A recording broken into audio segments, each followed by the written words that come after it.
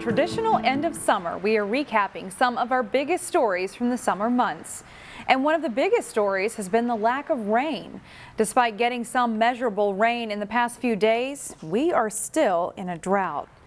The staff and crews that supply the water that come out of our faucets have been encouraging water conservation and some restrictions too. We are still under the even odd watering restrictions, and then no watering between noon and 6 p.m. daily. And one of the big things to think about too is even though we've had a fair amount of water over the last few days, or I guess probably a week here, we are still way below normal for this time of year. Crystal Public Works Director Mark Ray says the drought has been a challenge across the state, and all water providers have been under a statewide drought plan. Crystal, New Hope, and Golden Valley are three cities that are in the Joint Water Commission and buy their water from Minneapolis. The water comes from the Mississippi River. While the river is up, we still need to continue to conserve water because we do draw from the river, and those watershed further to the north needs to continue to get water to kind of be above kind of the drought concern levels. Ray says there are other things you can do at home to conserve water, like limiting how much water you use when you wash your dishes or brush your teeth. It's not your imagination. Studies show people of all ages have gained weight since the pandemic began. But back to school can be a good time to turn things around. We spoke with registered dietitian Melissa Yager from Hy-Vee to get a few tips in today's Newsmakers. Fall is a good time to reset the way we think about eating. Exactly. We're transitioning out of that busy, maybe you've been more outside in the summer, maybe you've been doing a little bit of traveling, and now we kind of need to get back into that mindset of creating a plan, having good things on hand, whether it be in our pantry or our fridge for snacks, meals on the go, whether you're transporting kids to sporting activities or simply just trying to whip up a weeknight family meal. So what tips do you have when we go into store to make sure we're going to get it right? So I always like to think about My Plate. So the USDA came out with My Plate to really help us rethink the food pyramid and make it a lot simpler for all of us. So when I look at my plate and I see that half my plate should be fruits and veggies, can I fill half my cart with fruits and veggies, whether that be fresh, frozen, or canned?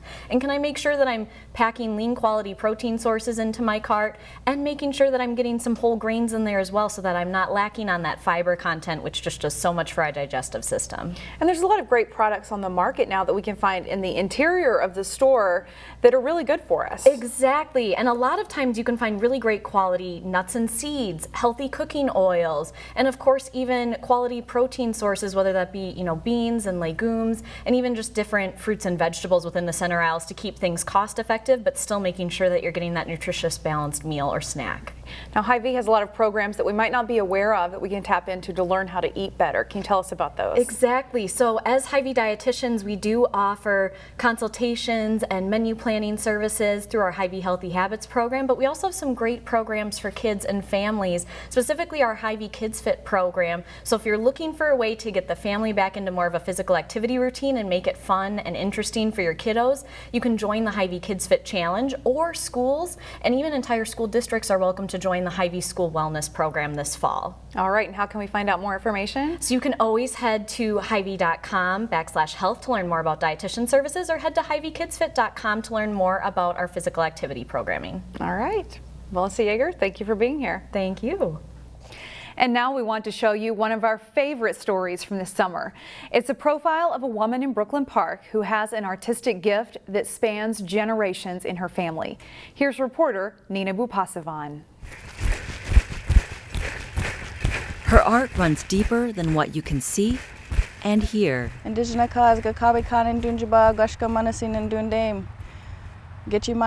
ask that you allow me to receive all the teachings and blessings with this residency. Jenny Kappenman is a proud member of the Red Lake Nation with a gift for dancing, beading, and sewing the Anishinaabe way. The jingle dress is a medicine dress that holds a lot of healing powers customary to her native people. Being a seamstress for this dress and also a dancer, we hold a big amount of responsibility, but I think it's a good role to fill. A meaningful role that began when she was very young. Her grandmothers also practiced traditional arts. Giving this responsibility through the residency, it's really amazing to see. I've already since childhood been developing the skills, learning the stories, practicing the culture to be able to take on the responsibility to our community to extend hands to those that are in search of access and learning and providing them that bridge. And in return, also learning from elders and other seamstresses within Ojibwe and Dakota communities.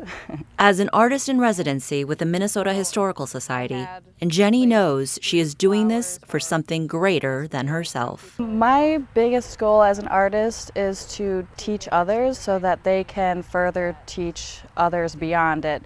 My big statement in my application was, how does this impact the 7 generations to come? That this moment in time, this moment in history continues to live way beyond our measure of our time. Miigwech. Nina Bupasavan, CCX News. And finally, this segment, the Plymouth Rockers, or at least some of them. 4 men from the Rockers created a quartet, and they entertain people at the state fair. We were going to bring the whole chorus, and with the uptick of the new variants and what's going on TV and all of the uh-ohs, they decided not to come. The quartet calls themselves the 4 Dads. We'll leave you now with some of the 4 Dads from the 2021 Minnesota State Fair.